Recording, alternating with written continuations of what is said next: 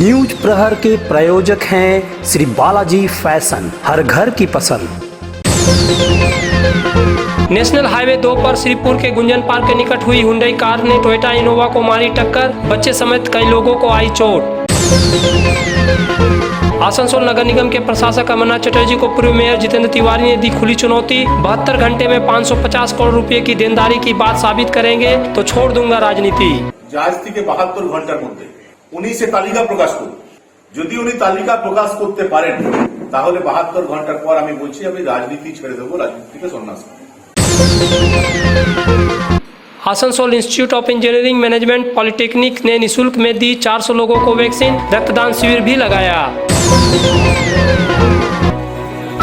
दुर्गापुर और आसनसोल के बीच राष्ट्रीय राजमार्ग 2 पर एक बार फिर से दुर्घटना घटी है। नेशनल हाईवे पर श्रीपुर के गुंजन पार्क के निकट एक हुंडई कार ने दूसरी एसयूवी कार टोयोटा इनोवा को पीछे से टक्कर मार दी। इस टक्कर में नीले रंग की हुंडई कार के आगे का हिस्सा क्षतिग्रस्त हो गया और इस कार में बैठी वृद्ध महिला घायल हो गई। हालांकि उसे ऊपरी तौर पर ज्यादा चोट नहीं लगी है। इधर हुंडई कार की टक्कर में Toyota Innova SUV car divider पर चढ़ते हुए पलट गई। दुर्घटना के शिकार दोनों कारें दुर्गापुर की तरफ से आसनसोल की ओर आ रही थी। Toyota Innova Andhra Pradesh number की गाड़ी है, जबकि हुंडई बंगाल के नंबर की। दुर्घटना की वजह से NH 2 पर कुछ समय के लिए जाम लग गया। वहीं स्थानीय लोगों ने तत्परता दिखाते हुए पलटी हुई कार को सीधा किया और उसमें सवार बच्चों समेत बड़े लोगों को बाहर निकाला। घटना की खबर पाकर मौके पर पुलिस भी पहुंच गई। एम्बुलेंस बुलाकर बारी बारी से सभी को इलाज के लिए आसनसोल जिला अस्पताल भेजा गया। टक्कर मारने वाली हुंडई कार में बैठी महिला को भी एम्बुलेंस के जरिए इलाज के लिए भेजा गया। हुंडई कार ने आखिर कैसे इनोवा कार को टक्कर मार दी, फिलहाल इस बारे में कोई ठीक से नहीं बता पा रहा है, लेकिन एक स्थानीय युवक ने दुर्घटना के बाद की स्थिति का बयान किया। ये गाड़ी पीछे से मारा, ये गाड़ी बचाने के चक्कर में पलटी मार दी। किसी को कुछ नहीं हुआ, बच्चा लोग था छोटा छोटा, किसी को कुछ नहीं हुआ। कितना आदमी चोट लगा है?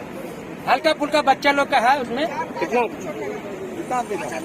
इस गाड़ी में तो मोटा मोटी 4 से 5 आदमी था। बच्चा छोटा छोटा था, 4 से 5 साल का बच्चा। इस रात में जो गाड़ी था वो क्या हुआ? वो गाड़ी देखिए वहाँ मैडम का साथ वहाँ पड़ा हुआ है। उसको क्या हुआ है? उसको कुछ नहीं हुआ। अच्छा, पीछे किधर से आ रहे? कुछ नहीं हुआ, दोनों गाड़ी इधर से ही आ रहा था। किधर से? इधर से दोनों, इधर से दुर्गापुर से आ रहा था। इसको क्या हुआ? दोनों गाड़ी आ रहा था, ये लग रहा पीछे से इसका मारा, बचाने के चक्कर में ये गाड़ी पलटी मार दी। तो क्या इसका ये गाड़ी के आगे पे कोई गाड़ी था क्या? नहीं, गाड़ी तो नहीं था, ये मारा इधर में चढ़ गया। तो Hey there. Subscribe to my channel. And also press this bell icon.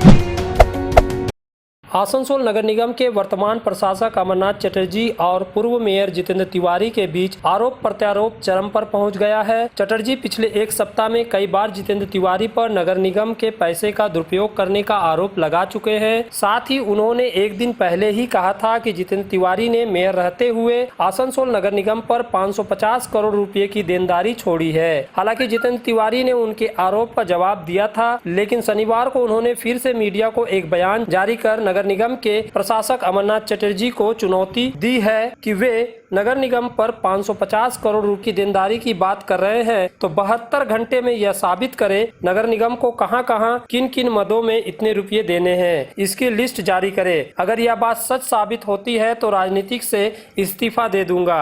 Tiwari ने आरोप लगाया कि अमरनाथ चटर्जी काम नहीं करने के बहाने ढूंढ रहे हैं। नगर निगम में पहले भी देनदारी थी और अब भी है, बंगाल सरकार पर भी और भारत सरकार पर भी। जितेंद्र तिवारी ने और क्या कहा, आइए देखते हैं। আপনারা জানেন যে কয়েকদিন আগে আসানসোল পৌর নিগমের প্রশাসক বোর্ডের চেয়ারম্যান স্টেটমেন্ট দিয়েছেন। সেখানে তিনি বলেছেন যে বিগত বোর্ডের 550 কোটি টাকা দেনা আছে কর্পোরেশনের, সে কারণে তিনি নতুন ডেভেলপমেন্টের কোনো কাজ করতে পারবেন। কিছু ক্লারিফিকেশন দেওয়া দরকার ছিল, তাই আজকে আপনাদের মাধ্যমে আমরা আমাদের কথা বলছি। আমি দায়িত্ব নিয়ে বলছি যে তিনি অসত্য কথা বলছেন। কর্পোরেশনের নিজস্ব 550 কোটি টাকা ডিউ আছে, এই যে দাবি তিনি করেছেন সেটা অসত্য। আমি ডিমান্ড করছি আজ থেকে, যখন 550 কোটি টাকা উনি বলেছেন, নিশ্চয়ই ওনার কাছে লিস্ট আছে কার কার কত টাকা বাকি আছে। আমি ডিমান্ড করছি যে আজ থেকে 72 ঘন্টার মধ্যে আজ 14 তারিখ, তো 14 তারিখ 12:30 থেকে নিয়ে 14, 15, 16, 17 তারিখ 12:30টার মধ্যে উনি সে তালিকা প্রকাশ করুন যে কাদের কাদের 550 কোটি টাকা বাকি আছে, যার বেসিসে উনি এই কথা বললেন। যদি উনি তালিকা প্রকাশ করতে পারেন যে 550 কোটি টাকা ডিউ আছে তাদের, যারা কর্পোরেশন থেকে টাকা পাবে বিগত 5 বছরের জন্য কর্পোরেশনের কাজের জন্য, বিভিন্ন সরকারি স্কিমের কথা বললে চলবে, সেটা সরকার বলবে, তাহলে 72 ঘন্টার পর আমি বলছি আমি রাজনীতি ছেড়ে দেবো, রাজনীতি থেকে সন্ন্যাস নেব। আর যদি না পারেন তাহলে কি উনি, না ওনাকে সন্ন্যাস নিতে বলবো না, ছাত্র রাজনীতি থেকে উঠে এসেছেন, করুন ওনার, তাহলে 72 ঘন্টা পরের মধ্যে যদি উনি তালিকা প্রকাশ না করতে পারেন তাহলে তারপর থেকে ওনার কথার আর কোনো গুরুত্ব দেবো না। এখন ওনার কথাও গুরুত্ব দিই, উনি কিছু বললে আমি সেটা সিরিয়াসলি ভাবি। এই কথা বলার পর, এই যেটা ওনার মুখ থেকে শুনেছি, তারপর 72 ঘন্টার মধ্যে যদি তালিকা প্রকাশ না করতে পারেন তাহলে ওনার কথার আর কোনো গুরুত্ব থাকবে না। আমি চ্যালেঞ্জ করছি ওনাকে, যখন অ্যালিগেশন উনি এনেছেন 72 ঘন্টার মধ্যে সে তালিকা প্রকাশ করুন। ওই গল্প বানানো হবে না, আমরা তালিকা বানাচ্ছেন তো আগে থেকে বললেন কি করে? আপনি বানাচ্ছি, দেখছি, বুঝছি, কাগজ চেক করছি, সব বললে হবে না। হাওয়া গরম করার জন্য এসব বললে হবে না। আপনি 550 কোটি টাকা প্রেসের সামনে বলেছেন, তার মানে আপনার কাছে লিস্ট আছে, লিস্ট না দেখলে আপনি কি করে জানলেন কত টাকা বাকি আছে? তাহলে সেই তালিকা আপনি সৎ সাহস থাকলে 72 ঘন্টার মধ্যে প্রকাশ করুন। দ্বিতীয়, আপনি বলেছেন যে অনেক ধার আছে, সেই জন্য আমি নতুন কোনো কাজ, ডেভেলপমেন্টের কাজ হবে না। দেখুন, রাজ্য সরকার হোক, কর্পোরেশন হোক, পঞ্চায়েত হোক, এটা কিন্তু কোনো ব্যবসায়িক প্রতিষ্ঠান না, প্রফিট আর্ন করার জন্য এটা না, এটা সেবামূলক প্রতিষ্ঠান এবং ধারের উপরই চলে। আপনারা জানেন যে 2011 সালে যখন আমাদের পশ্চিমবঙ্গ সরকার, নতুন সরকার, মাননীয় মুখ্যমন্ত্রী মমতা বন্দ্যোপাধ্যায়ের নেতৃত্বে গঠন হয়েছিল, তখন এই রাজ্যের উপর দেনা ছিল কত? 1,85,660 লক্ষ কোটি টাকা এই দেনা ছিল রাজ্যে। তাহলে কি মাননীয় মুখ্যমন্ত্রী মমতা বন্দ্যোপাধ্যায় বললেন যে না, প্রায় 2 কোটি টাকা দেনা আছে, তাই আর বেঙ্গলে কোনো ডেভেলপমেন্ট হবে না, সব কাজ বন্ধ, আর আমি কোনো কাজ করবো না, এত টাকা দেনা আছে? দেনা বাড়তে থাকলো, কিন্তু ডেভেলপমেন্টের কাজটা হলো একের পর এক স্কিম এলো। এবং আজকে ওই দেনা বেড়ে 2016-17 কত হয়ে গেল? 3,34,608,000 কোটি টাকা। এবং 2021-22 যেটা হতে চলেছে, যেটা এস্টিমেটেড আছে, 5.35 লাখ কোটি টাকা এটা হতে চলেছে। এই হয়ে যাবে। ডেভেলপমেন্ট কিন্তু বন্ধ নেই, দেনা বেড়ে চলেছে, কিন্তু ডেভেলপমেন্ট বন্ধ নেই, কারণ ডেভেলপমেন্ট বন্ধ রাখা যায় না, উন্নয়ন করতেই হবে। দেনা বাড়তে পারে, দেনা শোধ হবে, আমাদের দেশের উপর অনেক দেনা আছে, কিন্তু ডিউ আছে বলে। আচ্ছা, যেদিন আমি শপথ দিয়েছিলাম তার আগে কর্পোরেশনের উপর কোনো দেনা ছিল না, তো আমি কি বলেছিলাম? যে না, আগে সব দেনা শোধ হোক, তারপর আমরা ডেভেলপমেন্ট করবো। আমার আগে তাপস বন্দ্যোপাধ্যায় যেদিন মেয়র হিসেবে শপথ নিয়েছিলেন, ওনার উপরে সেদিন কর্পোরেশন দেনা ছিল না, তো উনি কি বলবেন? বামফ্রন্টের টাইমে যে দেনা আছে সব আগে শোধ হোক, তারপর ডেভেলপমেন্ট হবে? এটা ঠিক না, এভাবে কোনো কর্পোরেশন চলতে পারে না। দেনা থাকবে, সেটা শোধ করতে হবে এবং নতুন ডেভেলপমেন্টের কাজ করতে হবে।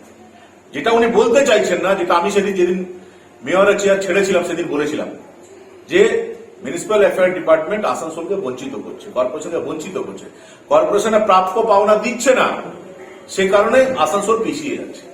সেদিন অনেকে আমার চেয়ারটাতে ওনাদের বসতে হবে, খুব তাড়াতাড়ি বসতে হবে, এই লোক ছিল বলে সেদিন আমাকে খুব গালমন্দ করেছিলেন, আমাকে কেউ সমর্থন করেননি, বলেছিলেন না না সরকার তো খুব দেয়। আসল ঘটনা হলো এটাই, এতদিনে সবাই বুঝতে পারছে যে সরকার থেকে যে বিভিন্ন অন্যান্য কর্পোরেশন, ক্যালকাটা কর্পোরেশন, অন্যান্য মিউনিসিপ্যালিটি যে রেভিনিউ পায়, আসানসোল সে তুলনায় যেটা পায় সেটা খুবই নগণ্য, এবং ওই পয়সায় আসানসোলকে এগিয়ে নিয়ে যাওয়া সম্ভব। এবং সেই কারণে ডেভেলপমেন্ট প্রায় বন্ধ, এবং আরো বন্ধ হয়ে যাবে যদি না। আমি যখন ছিলাম তখন অন্যান্য জায়গায় রিসোর্স থেকে কিভাবে অর্থ আনা যায় সেটা চেষ্টা করতাম। আমি কি করেছিলাম? কমার্শিয়াল ট্যাক্সের সঙ্গে ট্রেড লাইসেন্সকে লিঙ্ক করে রেখেছিলাম। মানে আপনি যদি ট্রেড লাইসেন্স করতে যান, তাহলে আপনি যে বিল্ডিং এ ব্যবসা করেন তার কমার্শিয়াল ট্যাক্সটা আপনাকে দিতে হবে। অনেকে আমাকে দাবি করেছিলাম বলছে না এটা করা যাবে না। আমি বলেছিলাম যে আপনার যদি সৎ সাহস থাকে, আপনি যে ট্যাক্স দিতে চাইছেন, তাহলে আপনি এটা দেবেন না কেন? এবং তারা বাধ্য হয়েছিলেন দিতে। কমার্শিয়াল, যেহেতু ট্রেড লাইসেন্স করতে হবে, কমার্শিয়াল ট্যাক্স তারা দিতে বাধ্য হয়েছিলেন। এটা ভালো রেভিনিউ কর্পোরেশনে আসতো। তার জন্য অনেক কিছু সমালোচনা আমাকে ভোগ করতে হয়েছে, অনেক চেম্বার অফ কমার্সের লোকেরা, ইভেন সিএম অব্দি কমপ্লেন হয়েছিল, কিন্তু আমাকে সিএম কোনোদিন বলেনি, আর আমি এটা থেকে পিছাইনি। না, কর্পোরেশনের অর্থ না এলে চলবে না, আমার প্রাপ্য টাকা তুমি দেবে না কেন ভাই? আমি তো বাড়তি কিছু চাইছি না। আমি সরে যাওয়ার পর যারা আছেন তারা খুব পপুলার হতে চাই, ব্যবসায়ীদের কাছে ফুল মালা নিতে হবে, খুব পপুলার। কি করলেন? ডিলিং করে দিলেন, প্রপার্টি ট্যাক্সের সঙ্গে ট্রেড লাইসেন্সকে ডিলিং করে দিলেন। মানে ট্রেড লাইসেন্স করতে গেলে প্রপার্টি ট্যাক্স ক্লিয়ার থাক না থাক আপনার ট্রেড লাইসেন্স দিতে হবে। এর ফলে কি হলো? এরপরে যারা প্রপার্টি ট্যাক্স যারা ডিউ আছে, ব্যবসা যারা করেন, কিছু ব্যবসায়ী দিচ্ছেন, 80% লোক দিচ্ছেনই না দিলে কি হবে? আপনার রেভিনিউ কমে যাবে, রেভিনিউ কমে গেলে আপনি আর কাজ করতে পারবেন না, কোনো ডেভেলপমেন্ট হবে না। সেটাই হয়েছে, এখন ডেভেলপমেন্টের কাজ করতে পারবেন। আমি ওনাকে আরেকবার ডিমান্ড করছি যে 72 ঘন্টার মধ্যে 550 কোটি টাকা যেটা আপনি বলেছেন সেটা তার তালিকা প্রকাশ করুন। তালিকা না প্রকাশ করলে আপনার কথার আর কোনো গুরুত্ব দেব না। আমি যেটা ফিল করছি যে ভ্যাকসিনের যে ব্যর্থতা, বিভিন্ন অঞ্চলে যে ভ্যাকসিনেশন হচ্ছে না, ক্যালকাটায় 200-250 কেন্দ্র আছে, এখানে 16-17টা মাত্র কেন্দ্র, সেটা নিয়ে যে আমরা আন্দোলন করছি, বিভিন্ন জায়গায় মানুষের কথা তুলে ধরছি, সেটা থেকে মানুষের অভিমুখ ঘুরিয়ে দেওয়ার জন্য, নিজের ব্যর্থতা ঢাকা দেওয়ার জন্য একটা ফলস এলিগেশন উনি করলেন। आसुसो शिल्पांचल के चांदा मोड़ स्थित प्रतिष्ठित अंग्रेजी माध्यम के आसुसो नॉर्थ पॉइंट स्कूल में 2021 के लिए प्रवेश जारी है। नर्सरी से क्लास 9वीं और 11वीं के लिए प्रवेश खुला है। ऑनलाइन नामांकन की भी सुविधा। स्कूल में सारी आधुनिक सुविधाएं उपलब्ध हैं। Air condition computer lab, air condition auditorium, swimming pool, पूरे स्कूल कैंपस में सीसीटीवी निगरानी, स्कूल ट्रांसपोर्ट की भी सुविधा। संपर्क करें आसुसो नॉर्थ पॉइंट स्कूल में।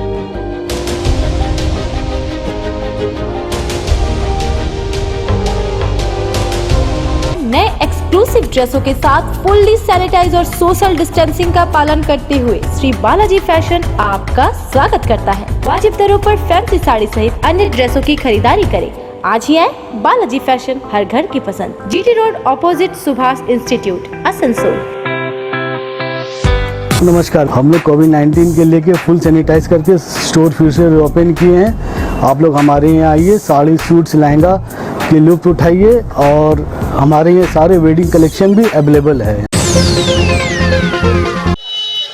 आसनसोल के बागबंदी स्थित Asansol institute engineering management polytechnic की तरफ से कॉलेज परिसर में एक निःशुल्क वैक्सीन शिविर का आयोजन किया गया। वहीं रक्तदान शिविर एवं पौधारोपण किया गया। कार्यक्रम का उद्घाटन राज्य के कानून सह पीडब्ल्यूडी विभाग के मंत्री मलय घटक, अड्डा के चेयरमैन सह रानीगंज के विधायक तापस बनर्जी, आसनसोल नगर निगम प्रशासक अमरनाथ चटर्जी, आसनसोल रामकृष्ण मिशन के महाराज स्वामी सोमात्मानंद जी महाराज संयुक्त रूप से दीप प्रज्वलित कर किया। इस संदर्भ में कॉलेज के कर्णधार एच.एन. मिश्रा ने बताया कि शिविर में 400 लोगों को निःशुल्क वैक्सीन दिया गया, जिसमें कॉलेज के विद्यार्थी, उनके परिवार और आसपास के गांवों के जरूरतमंद लोग शामिल थे।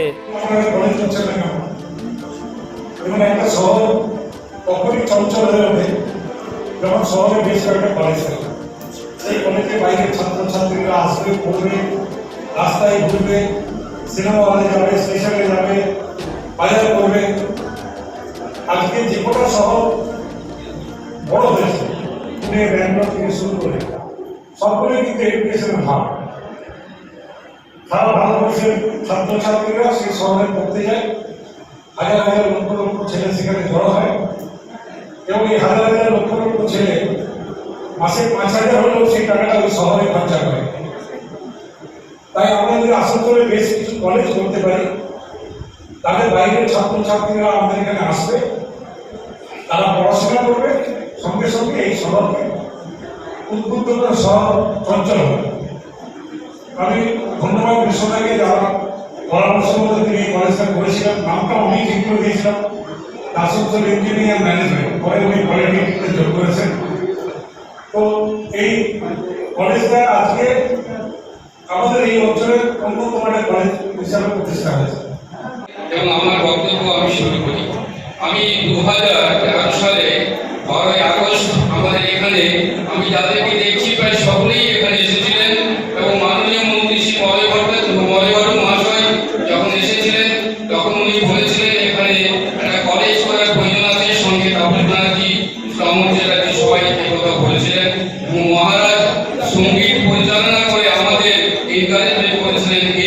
সূচনা করার জন্য এবং ওই কলেজ প্রতিষ্ঠিত করার জন্য আমরা এক জায়গা থেকে পৌঁছাবো ঠিক করেছি।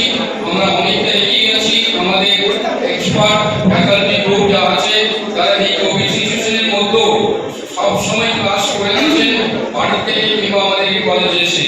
কোনো স্টুডেন্টের কোনো অসুবিধা যদি হয় তাদেরকে দেখে বা তাদের কাছে অন্য জায়গায় বসে কিভাবে ক্লাস করানো যাবে, কিভাবে শিক্ষা দান করা যাবে তাদেরকে যথেষ্ট ছিল। আমাদের প্রিন্সিপাল ডক্টর বিশা মিশ্র উনি এমনভাবে এডুকেশন এবং ডিসিপ্লিনটাকে বজায় রেখেছেন যে যাতে কলেজে কোনো রকম কোনো এডুকেশন বা ডিসিপ্লিনের প্রতি বা নিজের দিকে না যায়। আমরা একটা জায়গায় গিয়ে পৌঁছানোর চেষ্টা করছি। আমরা অনেকটাই এগিয়ে গেছি। আমরা নির্দিষ্টভাবে আশা করে পৌঁছাবো। এখানে যারা এসেছেন বা যারা প্রথম দিক থেকে যারা আছেন আমাদের সাথে তারা আমাদের শুভাকাঙ্ক্ষী এবং সমাজের শুভাকাঙ্ক্ষী। সমাজে সবসময় শুভ কাজ করে ওনারা এসেছেন। তাই আসানসোলের বুকে আমরা যে কলেজটা করেছি তাতে অনেক ছেলেমেয়েরা বাইরে থেকে এসে পড়াশোনা করার চেষ্টা চালাচ্ছেন। আসানসোলের ছেলেমেয়েরা পড়ছেন। আমাদের এই রাজ্য থেকে অন্য রাজ্যে যে পড়াশোনা করার জন্য যেতে চাইছিলেন সেটা এখন বন্ধ হয়ে যাবে সিটটা। আমাদের আসানসোলে ইউনিভার্সিটি হয়েছে, আমাদের আসানসোলে ভালো হসপিটাল হয়েছে, আমাদের আসানসোলে ভালো ইঞ্জিনিয়ারিং কলেজ হয়েছে। তাই আমরা গর্ববোধ করছি যে ওনাদের ছত্রছায়া থেকে ওনাদের সান্নিধ্য থেকে আমরা একটা নির্দিষ্ট জায়গাতে পৌঁছাতে পারছি, নির্দিষ্ট সময় পাচ্ছি। Hey there. Subscribe to my channel. And also press this bell icon. पश्चिम बर्धमान जिला अधिकारी विभू गोयल ने शनिवार को कन्याश्री दिवस के अवसर पर एक टेबलों को रवाना किया। इस संदर्भ में जिलाधिकारी ने कहा कि प्रत्येक वर्ष स्वतंत्रता दिवस की पूर्व संध्या पर पूरे प्रदेश में कन्याश्री दिवस का पालन किया जाता है। इसी क्रम में पश्चिम बर्धमान जिला में भी इस दिन का पालन किया गया। इसके तहत कई कार्यक्रम हुए और एक टेबलों को भी रवाना किया गया जो कि पूरे शहर की परिक्रमा करेगा। उन्होंने कहा कि इस दिन को मनाने का मकसद आम जनता को कन्याश्री दिवस की महत्ता को लेकर जागरूक करना है, जिससे आने वाले समय में समाज में बेटियों की स्थिति को और भी बेहतर बनाया जा सके। इस मौके पर अतिरिक्त जिला अधिकारी डॉक्टर अभिजीत सोयले सहित अन्य अधिकारी उपस्थित थे। प्रत्येक 14 আগস্ট মানে ইন্ডিপেন্ডেন্স ডে এর একদিন আগে পুরো সন্ধ্যাতে এই কন্যাশ্রী দিবস পালিত করছি গোটা মানে স্টেট জুড়ে। ওই আপনার মধ্যে আমার ডিস্ট্রিক্ট মধ্যেও কন্যাশ্রী দিবস পালিত হচ্ছে। টেবলু থেকে আরম্ভ করে বিভিন্ন সাব ডিভিশন ব্লকে নানা প্রকারের প্রোগ্রাম চলছে টু ফ্যাসিলিটেট আমার মেয়ে মানে কিভাবে আমি এনার মানে সঙ্গে নিয়ে ফ্যামিলিজকে গোটা সমাজকে কিভাবে এক অনুপ্রেরণা যেরকম মাননীয় মুখ্যমন্ত্রী চেয়েছেন ওটাকে কিভাবে নেক্সট স্টেজে নিয়ে যেতে পারি ওই প্রোগ্রাম গোটা জেলাতে চলছে। आसनसोल के श्री हरि पुरवासा आवासन में एक रक्तदान शिविर का आयोजन किया गया। मंत्री मलय घटक ने इस रक्तदान शिविर का उद्घाटन किया। उद्घाटन के लिए पहुंचने पर मलय घटक का जोरदार स्वागत किया गया। मंत्री ने रक्तदाताओं को सर्टिफिकेट भी प्रदान किया।